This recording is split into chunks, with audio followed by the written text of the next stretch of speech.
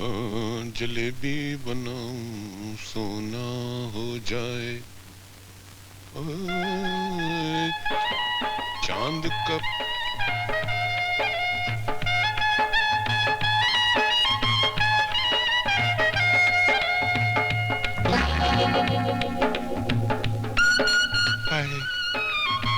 मगनलाल मिठाई वाले तुम ही हो? हाँ, मगनलाल लुगाई वाला नहीं, मगनलाल मिठाई वाला मैं ही हूँ। मैं पड़ोस के गांव की नथुलाल जी की बेटी हूँ। बापू ने गरम गरम जलेबी लाने के लिए कहा है। वो क्या है कि लोग मुझे शादी के लिए देखने आ रहे हैं ना। तुम कुंवारी हो? तुमको क्या लगता है? मुझे तो तुम बर्फी का टुकड़ा लगती हो। अगर मैं बर्फी हूँ तो तुम जलेबी हो, और जलेबी और बर्फी खूब बनेगी। हाँ। मैं क्या कह गई? बिल्कुल ठीक कहा तुमने। आओ मैं तुम्हें गरम गरम जलेबियाँ खिलाऊं। कहीं जलेबी के चक्कर में मुझे फंसा तो नहीं लोगे? तो मैं क्या हूँ? ये क्या कर रहे हो? कोई देखेगा ना। तो तुम्हें ऐसी जगह ले चलता हूँ जहाँ किसी आंख वाले को भी नजर नहीं आएगा। चले? कहाँ? अंदर। अंदर क्या है? ये सब क्या? 5 मिनट। देखो ऐसी बातें करो। देखो मैं एक खानदानी कवारी लड़की हूँ। You behave with me. ये तो दार बंद कर तू। माँ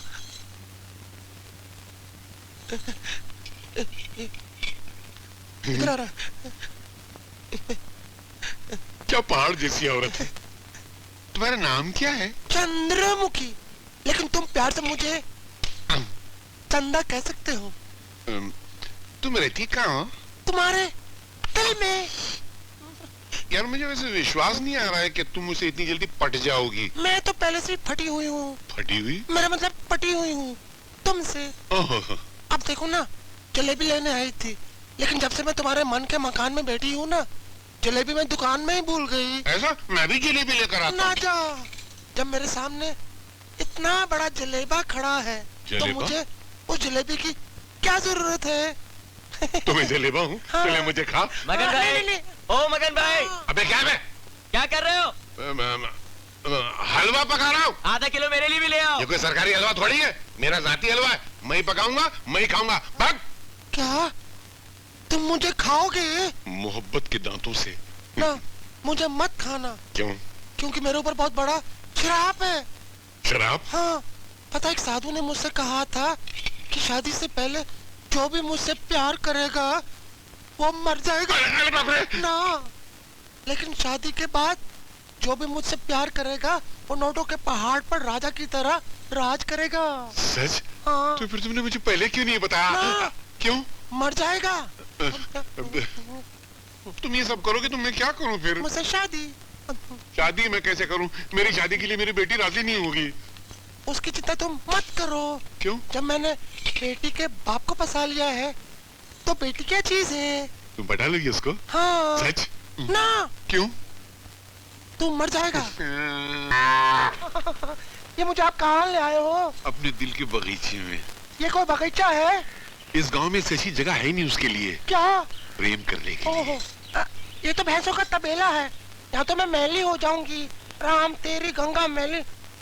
मैं तो चली। अरे मेरी कबूतरी, तू कहाँ जा रही है मुझे छोड़कर? अभी प्यार करना तो बाकी है। मेरे परम परमेश्वर, एक बार मुझे अपने तू घर ले चलो। देखना, मैं तुझे इतना प्यार करूंगी। अरे बुड्ढे रुकना, इतना प्यार करूंगी कि कसम तुम्हारे सब अच्छे बच्चों की।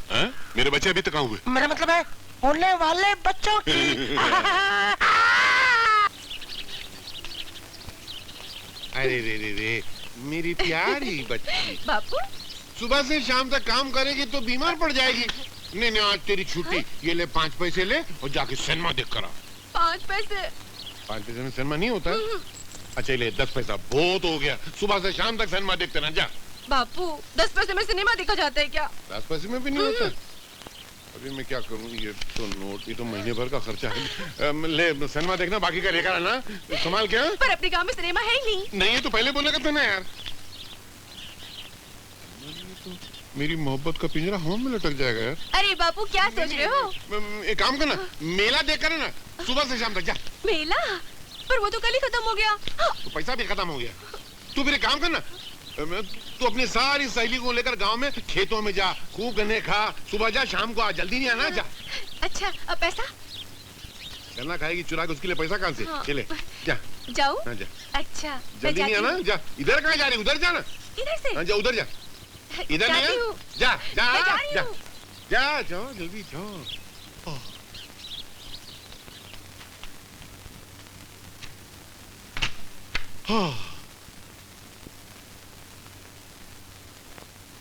तू छुपी है कहाँ, मैं तड़पता यहाँ। मैं छुपी हूँ यहाँ, तू तड़पता वहाँ। तेरा मेरा मिलन है जन्मों का मिलन, तो दूर दूर दूर दूर पास पास पास आ जा।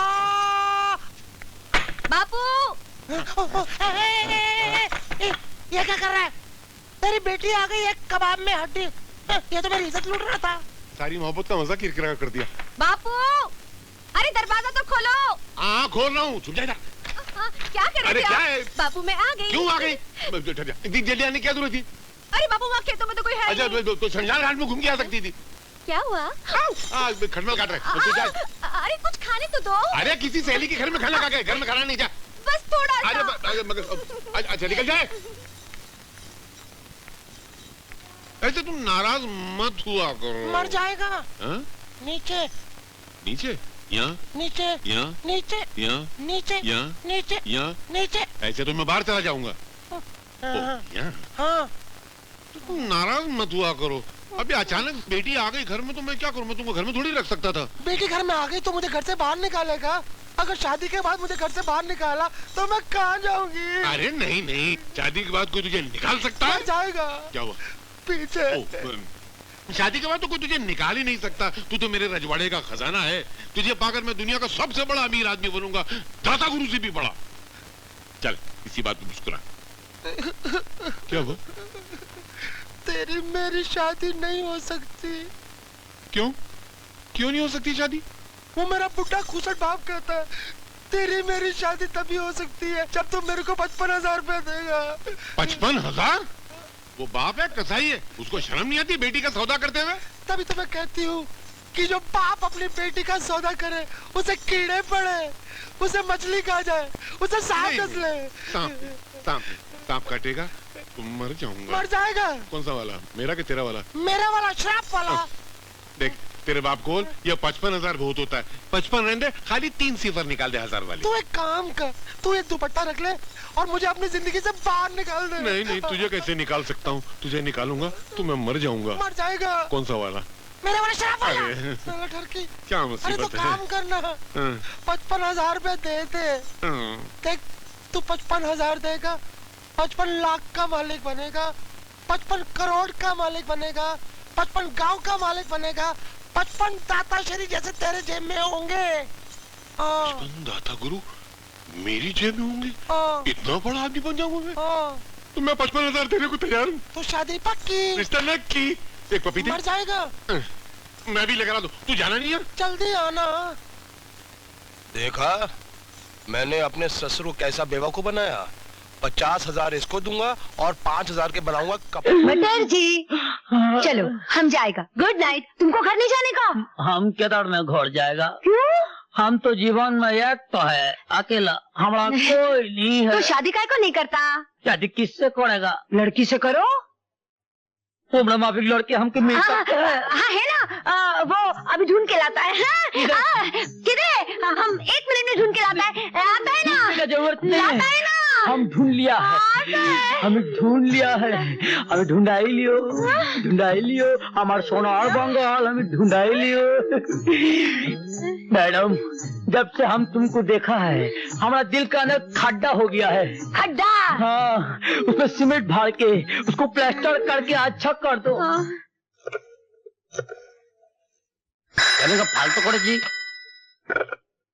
हेलो पुलिस स्टेशन, हम एक फालतू होटल से मछला नहीं बोल रहा है। 1.5 फुट 3 फुट 6 फुट। जरा जल्दी बात करना भाई, एक अर्जेंट है। अरे चुप बैठो नहीं, चुप करो साला। मुझे जल्दी बात करनी जरा प्लीज। एक अरे भाई पुलिस स्टेशन पे सबका माल लूट गया, मैं बात कर रहा हूँ ना। साला गुंडा हम तुमको लूटे बोलता है, हम बजाए साला बात करता है, फोन पर तो इशारे करता है।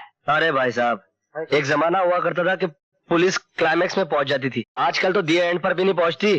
अगर इन लोगों का माल लूट गया है और आप चाहते हैं इनका माल वापस मिल जाए तो आप इन लोगों को पुलिस चौकी लेकर जाइए और मुझे फोन करने दीजिए प्लीज। अरे बड़ी पुलिस स्टेशन पे कैसे लेके जाएगा? हमारा कोई जान पहचान नहीं, तुम्हारा जान पहचान है तो ले जाओ। जान पहचान तो है मगर अच्छा ठीक है, आप लोग मेरे साथ आइए। हेलो, चला इधर मेरी रिपोर्ट लिखाओ, इधर आ जाओ। साला बात करता है। तुमने सेठ जगन्नाथ को गिरफ्तार किया? Yes sir. इंस्पेक्टर संजय, सेठ जगन्नाथ के खिलाफ आपके पास कोई सबूत है? सफेद पोश गुनहगारों को पहले सलाखों के पीछे ढकेल देना चाहिए और बाद में उनके खिलाफ सबूत इकट्ठे करने चाहिए, जो मैं कर लूंगा। ये सरासर गैर कानूनी है। इतने बड़े आदमी को बगैर सबूत के तुम पकड़ लाए। जाओ उन्हें फौरन रिहा करो, वरना I will take disciplinary action against you. Sir आप अच्छी तरह से जानते हैं कि सेठ जगन्नाथ कितना बड़ा धर्मात्मा आदमी है और मेरे ख्याल में वकील साहब को भी इस बात का पूरी तरह से एक्सक्यूज मी, ना वो जुर्म करना छोड़ता है, ना किसी अपने दुश्मन को छोड़ता है, ना सबूत, ना गवाह। और मुझे तो ऐसा लगने लगा है कि कानून के रास्ते पर चलने के लिए कानून ही सबसे बड़ी रुकावट है और रास्ता ही अगर टेढ़ा हो तो आदमी कहां तक सीधा चल सकता है। इसलिए मैंने फैसला किया कि मैं नौकरी छोड़ दूं ताकि जिस दिन सेठ जगन्नाथ का अंतिम दिन आए उस दिन कानून भी उसे मेरे पंजे से बचा नहीं सके।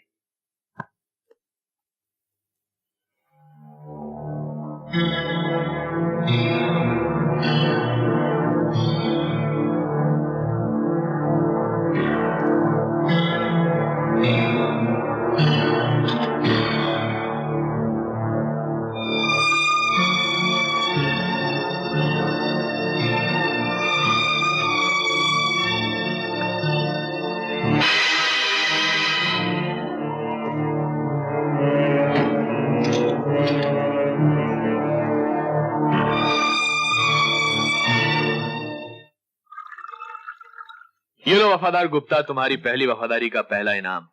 वफादारी करते रहोगे तो इनाम मिलते रहेंगे, वरना इनाम मिलते रहेंगे तो वफादारी होती रहेगी, वरना good Cheers.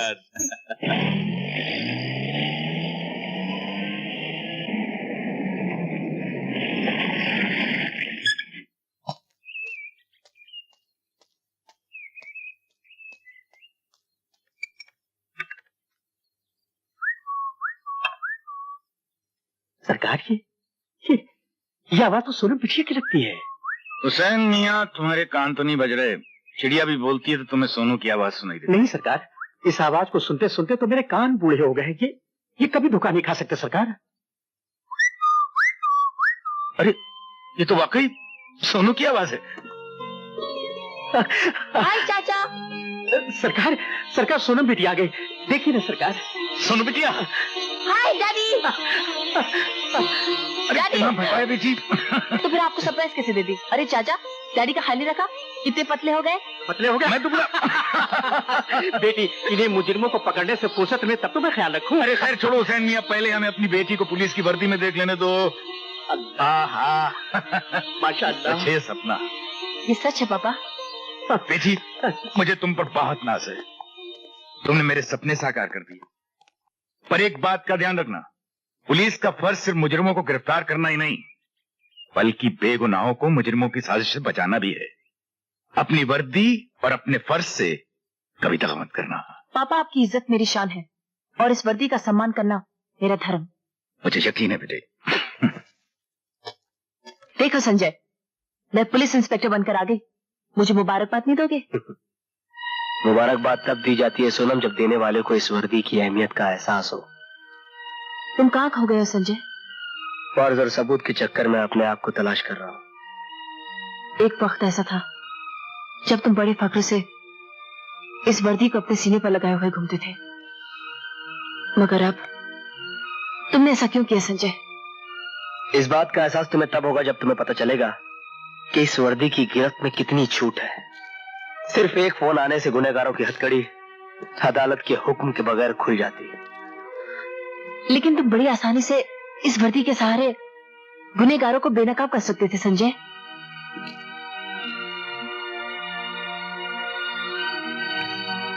All the best.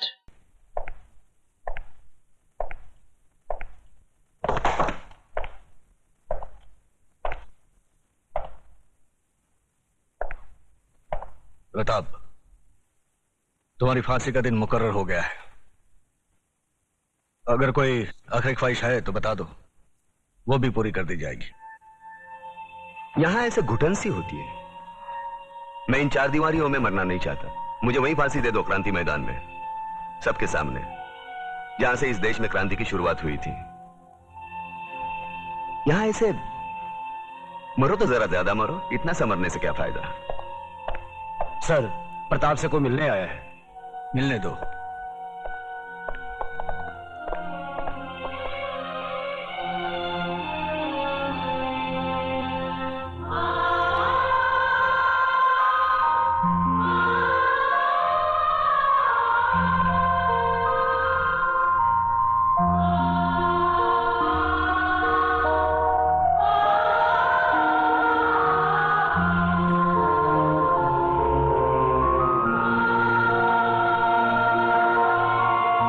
माँ, अरे बूढ़ी हो गई, बूढ़ी रो काय को रही तू? नहीं रे, ये तो खुशी के आंसू है। सोचा था जिंदगी भर तेरा मुंह नहीं देखूंगी, लेकिन तेरे बारे में अखबार में पढ़ा तो रह नहीं गया मुझसे, और मैं चली आई अपने बेटे के पास। कैसा है रे तू? बेटा, आज तूने तिलक खानदान के नाम पर सचमुच यश का तिलक लगा दिया।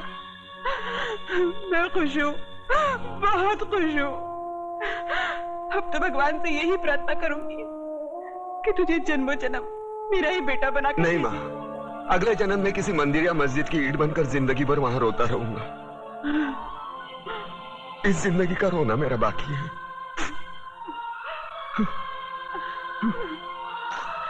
दुख सिर्फ इस बात का है, मैं तेरे लिए कुछ कर नहीं सका।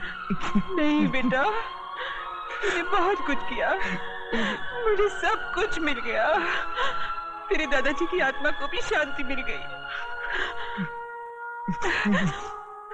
बस अफसोस एक ही बात का रहेगा कि तिलक खानदान का दिया जलाने वाला कोई नहीं रहेगा, कोई नहीं रहेगा।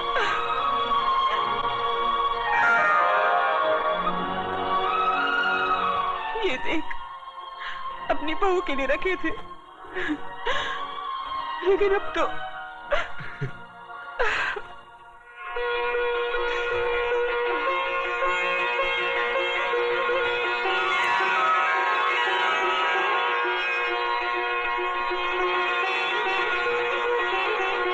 माँ, ये कलम वाली बाई मेघा लिखती है, एक दिन के लिए हमारे खानदान की बहू बनेगी। सोच ले।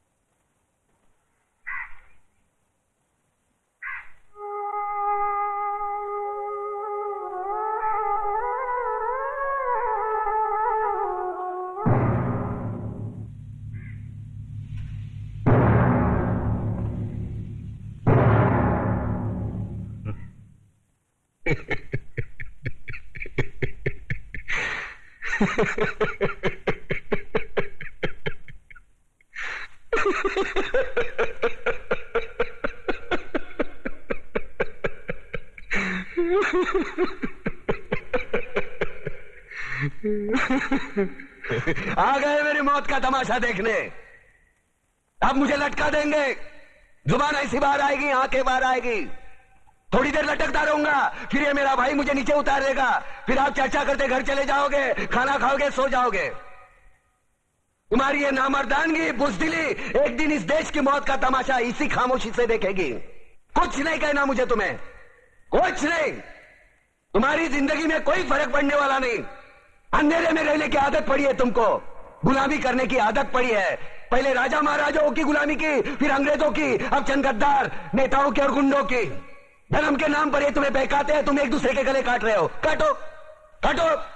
ऊपर वाला भी ऊपर से देखता होगा तो उसे शर्म आती होगी, सोचता होगा मैंने सबसे खूबसूरत चीज बनाई थी, इंसान।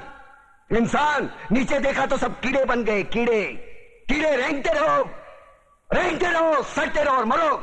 आए और गए, खेल खत्म। क्यों जिए मालूम नहीं, क्यों मरे मालूम नहीं। कलम वाली बाई क्रांति लाना चाहती थी, कलम के जोर पर काले वर्तमान को खत्म करना चाहती थी। कौन समझा उसकी बात को? सब साले मुर्दे, जिंदा लाशें। किसे जगाती वो? मैं जाग गया, कुछ अच्छा काम करके जा रहा हूं, सुकून है। लेकिन ध्यान में रखना, तुम्हारी ये खामोशी कल तुम्हारे बच्चों के लिए रोना बन जाएगी। ये कानून वाले, वर्दी वाले नेता, इन्होंने अपना ईमान बेच दिया। एक दूसरे को जलाते वक्त तुम्हारा ईमान कहा गया था, भाड़ में।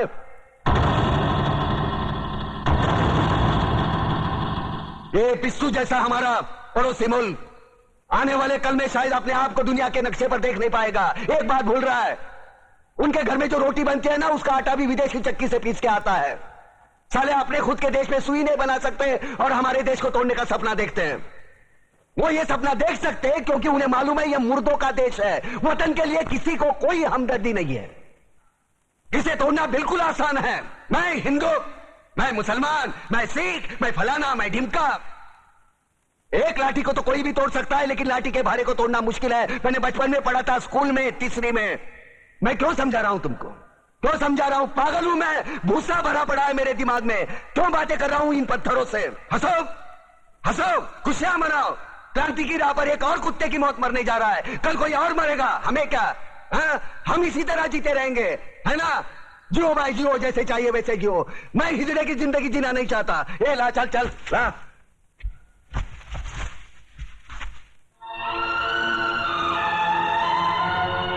ठहरो, ये फांसी नहीं हो सकती। उन देशद्रोहियों के खिलाफ जो सरकार को सबूत मिले हैं, उससे साबित होता है कि प्रताप ने उनको मारकर देश का उद्धार किया है।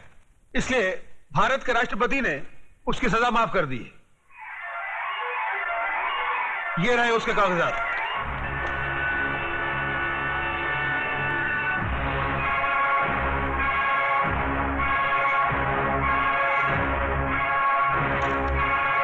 रोक दीजिए फांसी।